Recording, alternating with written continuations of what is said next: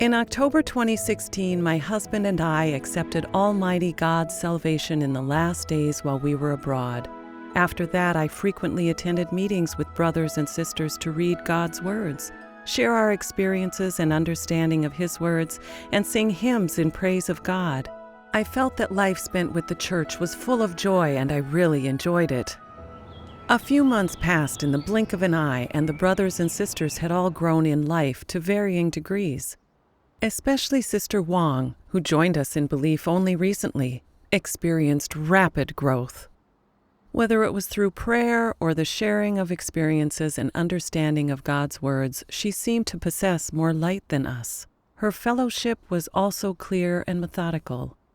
All the brothers and sisters said she was of good caliber, and she progressed quickly. At first, I really admired her, and I would often say to my brothers and sisters after a meeting, "Not only are Sister Wang's prayers and fellowship methodical, but she also understands very well. She also is able to seek God's will when she encounters an issue." But after a while, I started to feel unhappy. I would think, why does everyone praise her but not me? Have I not grown at all?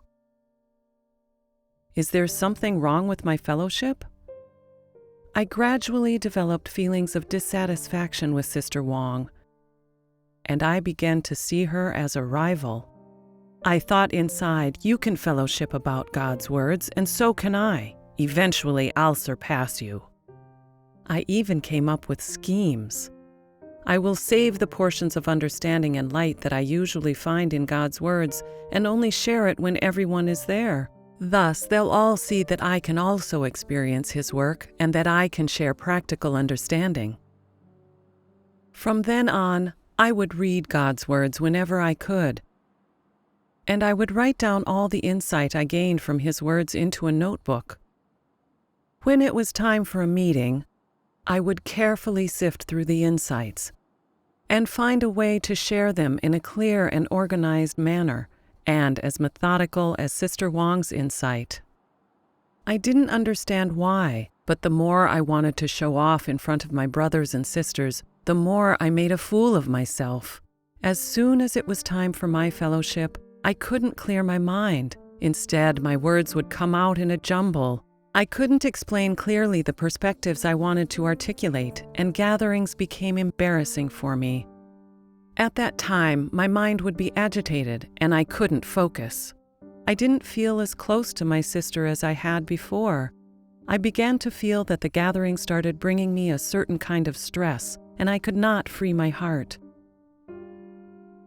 Then one day, I told my husband what I was thinking. I've recently seen that in gatherings, Sister Wang's communications are better than mine. I've been feeling really uneasy.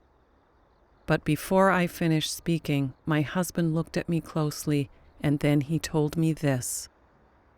"Sister Wang's fellowship is good, and this helps us. We should thank God for this. Isn't your uneasiness just jealousy?" His words were like a slap in the face.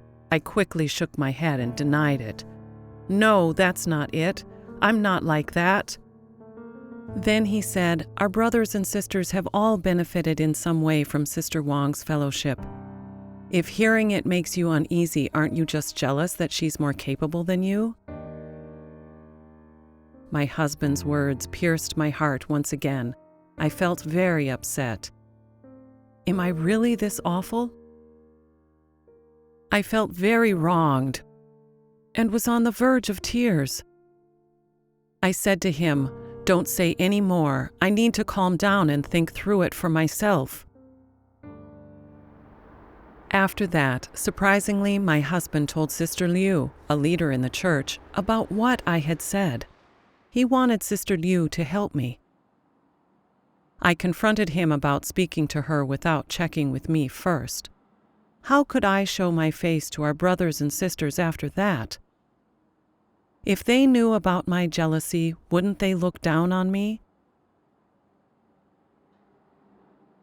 The more I thought about it, the more upset I became, but avoiding reality won't help with anything.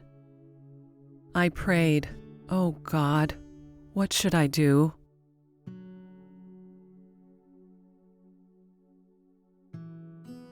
The next day, I was examining what I had revealed recently. Brothers and sisters would usually share their enlightenment and understanding that they gain from God's words with anyone at any time. But I only shared mine to show off during our gatherings. I wanted to talk about things that my brothers and sisters didn't know so they could look up to me. When I saw that other brothers and sisters fellowshipped better than I did, I felt uneasy and wanted to do better than them.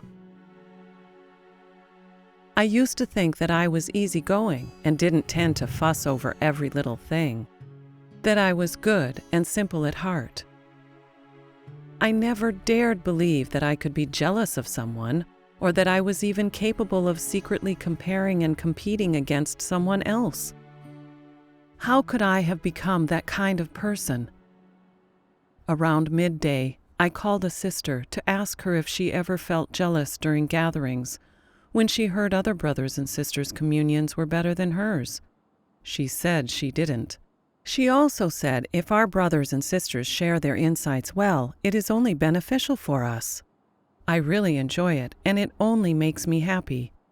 Hearing her say this made me feel even worse. And only then did I realize how strong my jealousy was.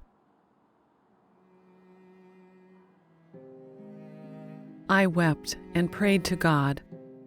Oh God, I don't want to be jealous, but every time I hear this sister's amazing fellowship, I can't help but be jealous of her. I felt disturbed and bound by this all day, and I really don't know what I should do. God, please help me free my heart of jealousy. Later, the church leader, Sister Liu, came to see me. She read a couple of passages of God's words that were relevant to my condition. Cruel, brutal mankind, the conniving and intrigue, the jostling with each other, the scramble for reputation and fortune, the mutual slaughter. When will it ever end? God has spoken hundreds of thousands of words, yet no one has come to their senses. How many do not oppress and discriminate against others for the sake of maintaining their own status? You always worry that others will stand out more than you, that others will become greater than you. Is this not being jealous of worth and ability? Is this a behavior that is considerate of God's intention? What kind of disposition is this? This is venomousness. It is only taking oneself into account, only satisfying one's selfish desires, not considering the interests of God's house, not taking into account the duty of others, only considering one's own interests. She also read from sermons and fellowship on entry into life. So are those who are jealous of others narrow-minded people?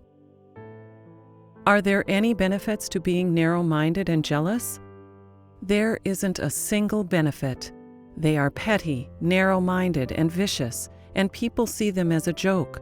They're not worthy of living. Narrow-mindedness is not good, and that is a fact. Some people say, sometimes I can't overcome it. As soon as I encounter someone better than me, I feel jealous and angry. As soon as I see that person, I even feel like I can't go on living. What can I do when I encounter this? Can't you pray to God and curse yourself? And how should you pray? You say, I can't stand to see someone that is better than me. What kind of person am I? Someone like me doesn't deserve to live. I'm jealous every time I see someone better than me. What kind of heart is this? This is not normal humanity. May God discipline me. After that, make the following prayer. God, I beg you to help me escape from my narrow-mindedness, to make me more generous in spirit, more magnanimous, to live like humans so that you are not ashamed of me. This is how you should pray.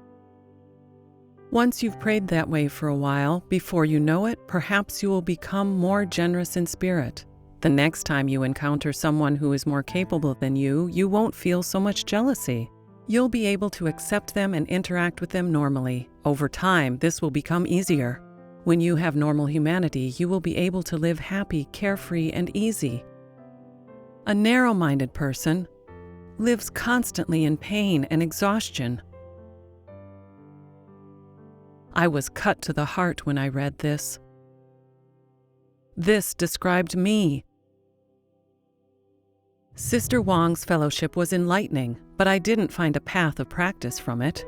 On the contrary, in order to feed my vanity, I had continued to try to do better than Sister Wang. I had secretly set myself against her and would rack my brain to find ways to share more insightful fellowship than her. I even had hoped that people would stop applauding and complimenting her on her fellowship. When my own fellowship was unworthy and I made a fool of myself, my mind would be in a whirl and I would be upset and in pain. I would spend all day dwelling on my faults, deeply afraid that others would look down on me. I was so narrow-minded, all I wanted was to stand out. But I couldn't stand it when someone else was better than me. Isn't this just jealousy and envy of those that do well? I have no normal humanity. Thinking back, I was also like that before I believed in God. When I was interacting with friends and relatives, neighbors and colleagues, I was constantly thinking of having others speak well of me. Sometimes when a colleague would praise someone else's work in front of me, I would feel uneasy. And in order to have others praise me, I'd throw myself into doing my work well, and I was happy to do it no matter how difficult, how exhausting it was. Only now have I realized these were manifestations of corrupt, satanic dispositions. Once I realized this, Sister Liu once again linked this back to the passage of fellowship and laid out a path of practice. To come before God and pray to Him. To open up to God my own difficulties and reveal my corruption, so that He can show me how to have a more generous heart. After that, I presented myself to God frequently and prayed to Him about my difficulties. I began to consciously read God's words of Him judging and exposing the corruption of mankind. When I gained enlightenment from God's words, I would immediately share it with my brothers and sisters. They also spoke about what they had gained and understood.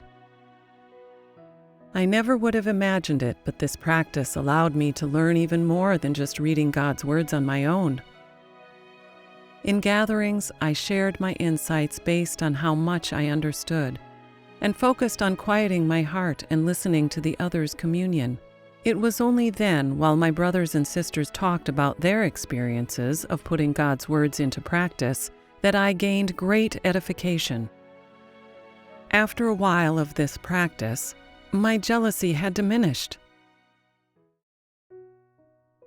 But in every gathering, when I saw Sister Wang commended by the other brothers and sisters, I still felt the jealousy there. I always felt some distance between her and I couldn't interact with her easily. Feeling like that, I didn't dare open up to my brothers and sisters. I was still afraid that if I did, they would look down on me. So, during several gatherings, I couldn't find release on my heart. I could only pray to God for my difficulties. Oh God, I am once again feeling jealousy. May you lead me.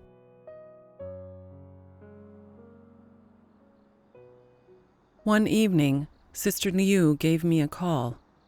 She asked with concern whether I had been experiencing difficulties lately. I responded vaguely. My corruption is so deep. Do you think that God will save someone like me or not? I was afraid she would look down on me, so I did not elaborate. Sister Liu read a passage of God's words for me. I won't tell others of my dark or corrupt side, okay? If you do not speak these things, and do not dissect yourself, then you will never know yourself, will never know what kind of thing you are. And there will be no chance of others trusting you. This is fact. If you wish for others to trust you, first you must be honest. To be honest, you must first lay your heart bare so that everyone can see it and all that you are thinking and can see your true face. You must not pretend or package yourself. After reading these words from God, she told me, opening up and sharing in fellowship is one way to free your heart. If we hide difficulties in our hearts, we are more susceptible to Satan, and our lives will suffer. Opening up and bringing it into the light is putting honesty into practice. We also gain help from our brothers and sisters. This allows our difficulties to be resolved quicker. We will grow in our life and we will attain release in our hearts. Isn't that what we want? After listening to Sister Liu's words, I gathered my courage and explained to her what I was going through. I never would have imagined that after hearing me, that she wouldn't belittle or look down on me, but she patiently shared her own experience with me.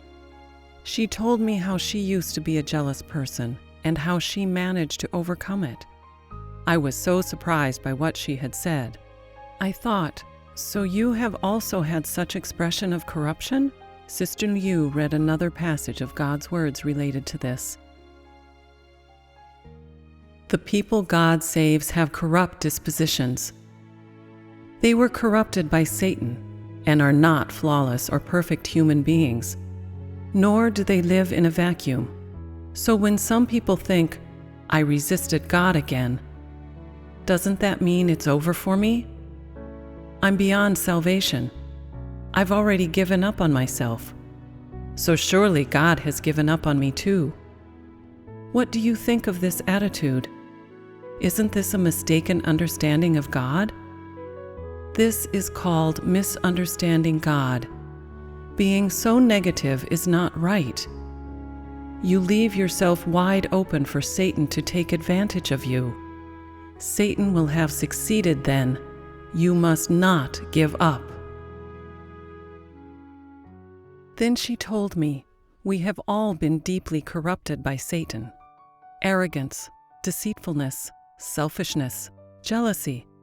All of these corrupt dispositions are deeply entrenched in mankind. God has now come to judge and chastise in order to purify and transform us. We must treat ourselves properly and not live in negativity and misunderstanding. As long as we pursue the truth with intention, accept the judgment and chastisement of God's words, reflect on and understand our own corruptions according to God's words, are able to forsake the flesh and put the truth into practice, the day will come when our lives will undergo a transformation and we will be able to live as a true man. My heart felt so free after listening to Sister Liu's words, and I also understood God's will. Not only do I need to face my own corruption and focus on knowing myself and seeking the truth to resolve my corruption, but I should also practice honesty and open up to my brothers and sisters about the corruption that I had revealed recently. This would deprive Satan of an opportunity to do its work, and it would shame Satan through practice of the truth. Sister Liu came to my home again the next day, and we read a passage from God's words together. As soon as it involves position, face, or reputation, everyone's heart leaps in anticipation, and you always want to stand out, to be famous, to be glorified. You are unwilling to yield, always wanting to contend, although contending is embarrassing. However, you are not content not to contend. When you see someone stand out, you are jealous, feel hatred, complain, and feel it is unfair. Why can't I stand out? Why is it never me? Why is it always he who gets to stand out? And it's never my turn. There is some resentment. You try to repress the resentment. but you can't.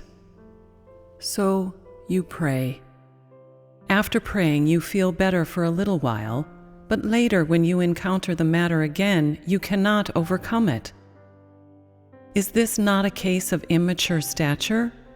Is not a person's falling into these conditions a trap? This is the bondage of a satanically corrupted nature.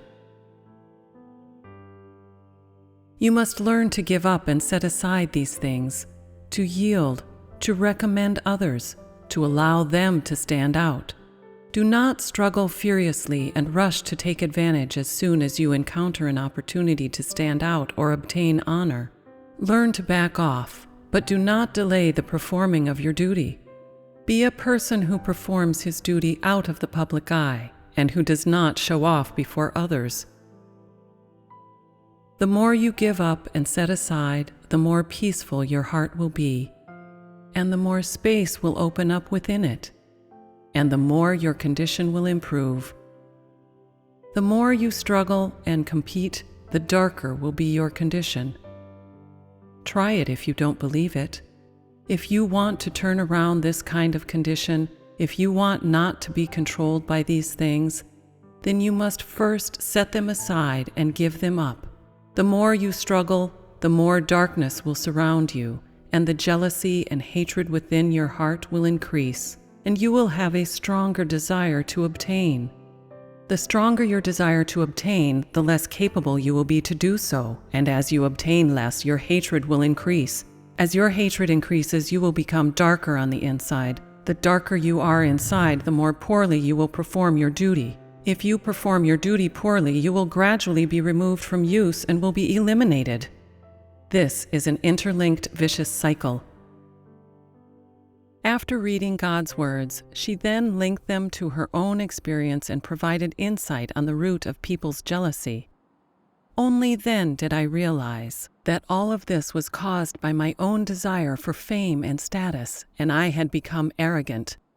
Dominated by these corrupt dispositions, my ambition had grown too great, and no matter what I did, I wanted to be better than others. I was like this both as a member of society and as a member of the church. Even during gatherings, fellowship, and prayer, I wanted to be better than others and only found happiness when others praised me. When someone outdid me, I couldn't accept it and I became jealous. I was resistant and worked against it. When I couldn't outdo others, I lived in negativity and could not treat myself properly. I even misunderstood God and believed that I would not receive God's salvation. I saw that Satan's corruption had made me arrogant, selfish, and despicable. My life had become unspeakably miserable. I found a path of practice from God's words. I must learn to give up, to set things aside, and to forsake my own flesh according to God's requirements, and learn more from my sister's strengths and compensate for my weaknesses. Only this is God's will. This is the only way to understand and gain more truth. Sister Liu read another passage from God's words. The functions are not the same. There is one body. Each does his duty, each in his place and doing his very best. Every spark of enthusiasm a flash of light, seeking maturity in life. Thus will I be satisfied. After reading these words from God, I understood the caliber and gifts God bestows are different for each person. But no matter what these are, they are for the sole purpose of carrying out our duty and bearing witness to and glorifying God. It was ordained by God that Sister Wang is of good caliber and that she understands truth quickly. I should handle this properly, and I should also properly handle my strengths and weaknesses, because God knows what is best when giving us each our talents. No matter what qualities He has decided that I have had, I must obey His rule and His arrangements, and rectify my motives, and pursue the truth with all my heart. I will share knowledge and practice what I understand, no more and no less. I will do my best in front of God, so that He can feel comfort and be fulfilled.